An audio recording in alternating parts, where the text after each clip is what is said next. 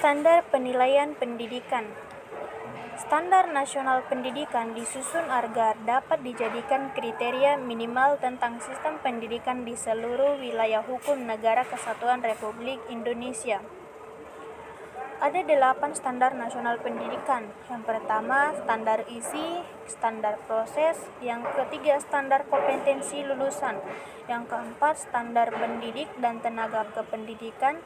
Yang kelima, standar sarana dan prasarana. Yang keenam, standar pengelolaan.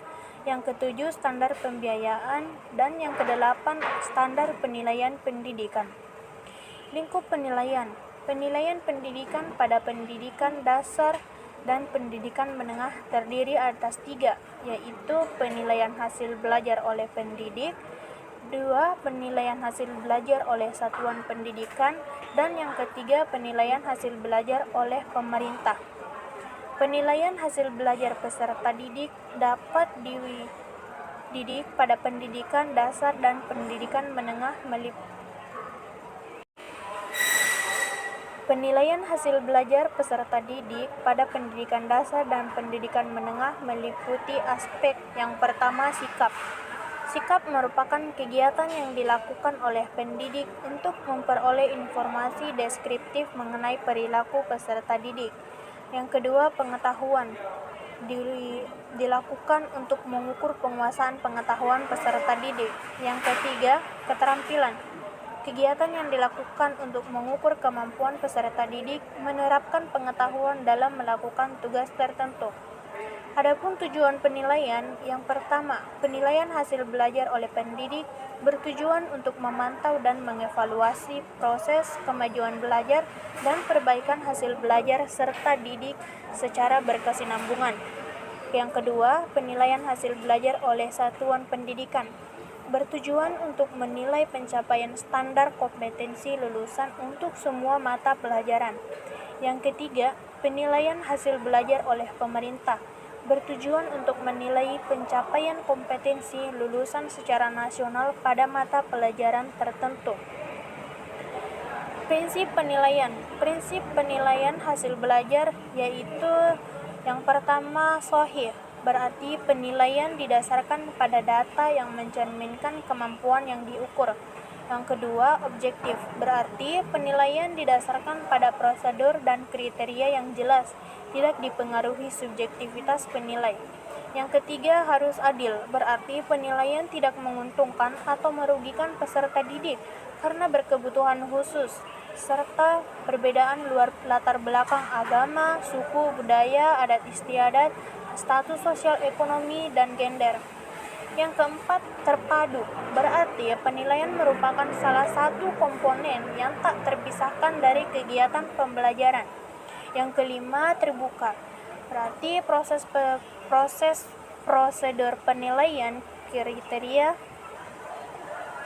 Yang keempat, terpadu. Berarti penilaian merupakan salah satu komponen yang tak terpisahkan dari kegiatan pembelajaran. Yang kelima, terbuka. Berarti prosedur penilaian, kriteria penilaian, dan dasar pengambilan keputusan dapat diketahui oleh pihak yang berkepentingan. Yang keenam, menyeluruh dan berkesinambungan.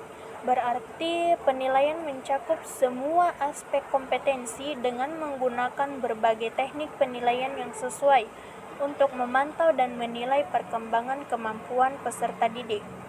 Yang ketujuh, sistematis. Berarti penilaian dilakukan secara berencana dan bertahap dengan mengikuti langkah-langkah baku. Yang kedelapan, beracuan kriteria. Berarti penilaian didasarkan pada ukuran pencapaian kompetensi yang ditetapkan. Dan yang terakhir, akuntabel. Berarti penilaian dapat dipertanggungjawabkan baik dari segi mekanisme, prosedur, teknik maupun hasilnya. Bentuk penilaian ada 3. Yang pertama, penilaian hasil belajar oleh pendidik dilakukan dalam bentuk ulangan, pengamatan, penugasan, dan atau bentuk lain yang diperlukan. Yang kedua, penilaian hasil belajar oleh pendidik digunakan untuk mengukur dan mengetahui pencapaian kompetensi peserta didik. Yang kedua, memperbaiki proses pembelajaran dan menyusun laporan. Bentuk penilaian yang ketiga yaitu pemanfaatan hasil penilaian oleh pendidik diatur lebih lanjut oleh Direktorat Jenderal terkait. Penilaian hasil belajar oleh satuan pendidikan dilakukan dalam bentuk ujian sekolah atau madrasah. Penilaian hasil belajar oleh satuan pendidik digunakan untuk penentuan kelulusan dari satuan pendidikan. Bagian 3, satuan pendidikan menggunakan hasil penilaian oleh suatu pendidikan dan hasil penilaian oleh pendidik untuk melakukan perbaikan atau penjaminan mutu pendidikan pada tingkat satuan pendidikan. Dalam rangka perbaikan dan atau penjaminan mutu pendidikan, suatu satuan pendidikan menetapkan kriteria ketuntasan minimal serta kriteria dan atau kenaikan kelas peserta didik. Mekanisme penilaian. Yang pertama, mekanisme penilaian hasil belajar oleh pendidik, yaitu meliputi perancangan strategi penilaian, penilaian aspek sikap, penilaian aspek pengetahuan, penilaian keterampilan. Peserta didik yang belum mencapai KKM, satuan pendidikan harus mengikuti pembelajaran remedial. Hasil penilaian pencapaian pengetahuan dan keterampilan peserta didik.